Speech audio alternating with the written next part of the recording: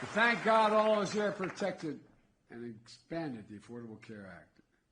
Look, it's clear that Francis Perkins and a generation of activists and labor leaders laid the groundwork for much of what we've accomplished in the last 4 years.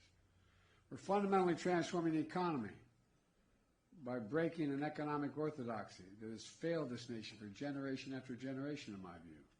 Trickle-down economics, the notion that if the wealthy do very, very well, a little trickle off their tables, onto our kitchen table. My dad used to say, nothing ever trickled on my table, honey. No, I'm serious.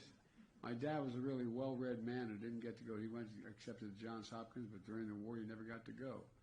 But my dad was a well-read guy. Well, you know, the primary benefits to the very wealthy and biggest corporations were trickle-down economics. And that didn't do much for working people in the middle class and left too many people behind. Together we built an economy from the middle out and the bottom up, not the top down. Because we know this simple truth. Wall Street didn't build America. The middle class built America. And unions built the middle class. That's a fact. In fact, as the Secretary of Treasury will tell you, I asked her to do a study because I was going to get hit because I knew they'd say by having unions increasing their numbers and their wages go up, we were going to cost people things. Guess what? The study the Treasury did show that when unions do well, all workers do well. Union and non-workers across the board. It matters, it works, it's fair.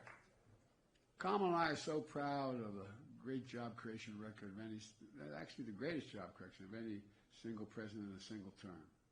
Over 6 million new jobs so far, including 1.5 million manufacturing and construction jobs. Good paying jobs you can raise a family on, don't have to require a 4-year degree. And get this, there are more women, especially mothers in the workforce, than ever before in American history.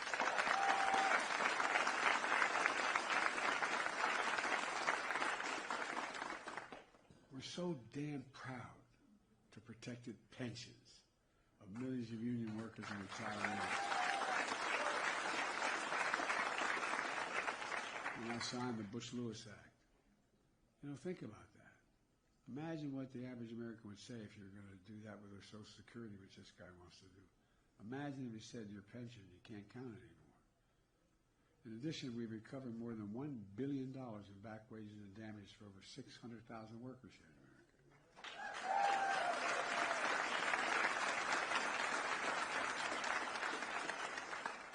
We push for a right to a living wage and your right to overtime pay. Jobs and factories are coming back home to America because we invested in an American agenda.